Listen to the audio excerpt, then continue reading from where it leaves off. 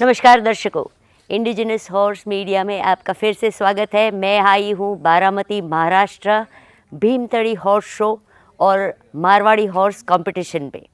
और यहाँ का शो जो ज़ोर शोर से तैयारियाँ चल रही हैं, आपको थोड़ा तैयारी का दिखा देते हैं। ये आए हैं रजिस्ट्रेशन के लिए और अब आपको ले चलते हैं रजिस्ट्रेशन काउंटर पर।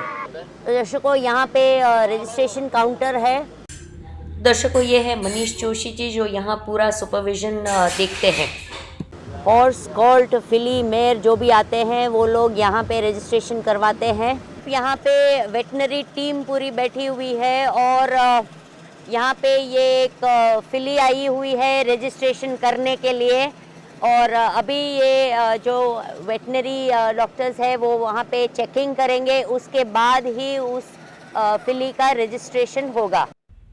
The preparations include registration of horses at a designated area only after a team of veterinary doctors have checked the animals. तो दर्शकों, यहाँ आप देख सकते हैं कि ये शाफ्ट कटर रखा हुआ है और घोड़ों को यहाँ पे फ्रेश खाना दिया जा रहा है। A shaft cutter was placed for providing fresh food for the horses free of cost, and also a washing area for horses was provided. Washing area रखा है हॉर्सेस के लिए। दर्शकों, यहाँ आप देख सकते हैं कि एक एलईडी स्क्रीन भी रखा हुआ है। इस पे बारी बारी जैसे ही स्कोर्स आते जाएंगे। जजेस को इस बार पेपर पेन नहीं दिया है, एक टैबलेट दिया गया है, वही स्कोर इधर फ्लैश होगा।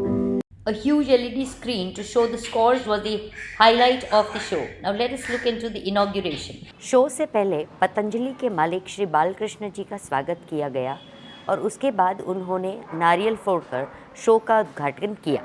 The owner of Patanjali, Shri Balkrishna ji, inaugurated the show after the coconut breaking ceremony, along with other dignitaries.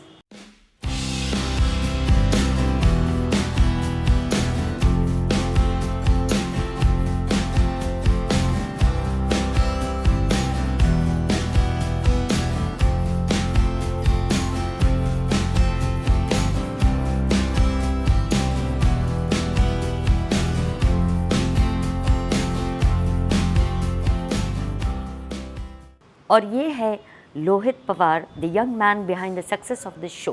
Krishna ji ने अपने भाषण के दौरान अश्वशक्ति के बारे में बात की और उसके बाद जजेस के नाम घोषित किए गए।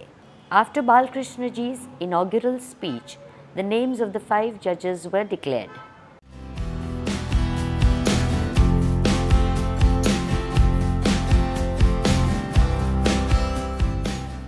मिल्क टीथ फिली की रिंग शुरू होने पर सबसे पहले उनको एक सर्कल में चलाया गया और फिर एक साइड लाइन अप करवा दिया।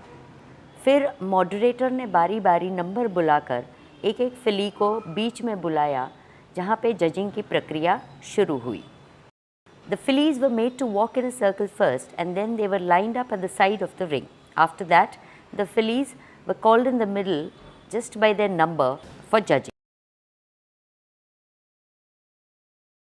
ये एपिसोड खास इसलिए बनाया है कि आपको जजिंग की प्रक्रिया कैसे होती है और ख़ासकर बारामती शो में क्या अलग प्रक्रिया थी वो समझा सकूं।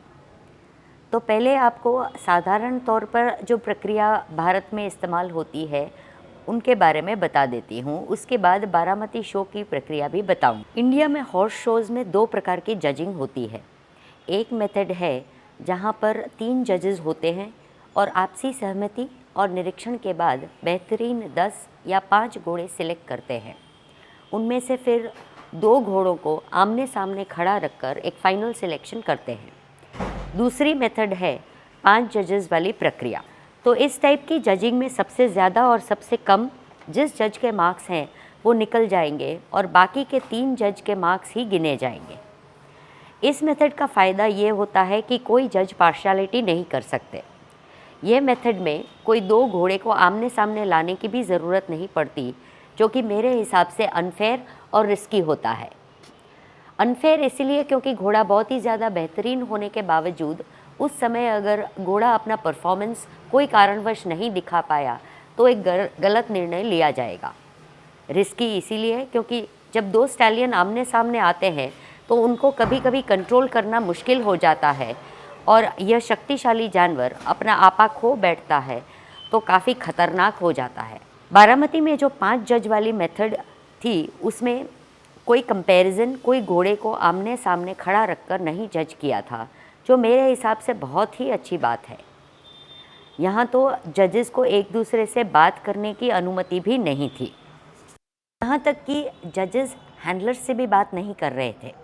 ऑर्गेनाइजर्स ने एक मॉडरेटर रखा हुआ था जिसका नाम है तौसिफ भाई, और सारी कम्युनिकेशन तौसिफ भाई के ज़रिए ही होती थी। तो दर्शकों, 2 मेथड तो मैंने आपको समझाई। बारामती में जो मेथड यूज़ की गई थी वो बहुत ही यूनिक थी। चलिए आपको समझाती हूँ कि वहाँ पे किस तरह की मेथड यूज़ होती थी। सबसे पहले तो आपको बता दूँ कि 5 की जगह वहाँ पे 6 क्राइटेरिया थे। कौन से वो 6 क्राइटेरिया थे आप देखें। तो सबसे पहला था टाइप, जिसके 5 मार्क्स थे। हेड, जिसके अगेन 5 मार्क्स हैं। नेक, टॉप लाइन, लेग्स, ईयर्स, सभी के 5-5 मार्क्स थे। तो दर्शकों, अभी मैं आपको समझाऊंगी कि कैसी टाइप की सिस्टम वहाँ पे जजेस के लिए जो सॉफ्टवेयर उन्होंने डेवलप किया था वो किस टाइप के चल रहा था। आपने ये देखा कि क्राइटेरियाज कैसे हैं। नॉर्मली जो मैंने आपको समझाई 5 जजेस वाली मेथड, उसमें टोटल हो जाता है और टोटल के बाद हाईएस्ट और लोएस्ट ये एलिमिनेट हो जाते हैं। लेकिन बारामती में एक एक क्राइटेरिया में ये हो रहा था। आपको समझाती हूँ। फॉर एग्जाम्पल कि जज 1 ने ईयर्स के लिए दिए 3.5 मार्क्स,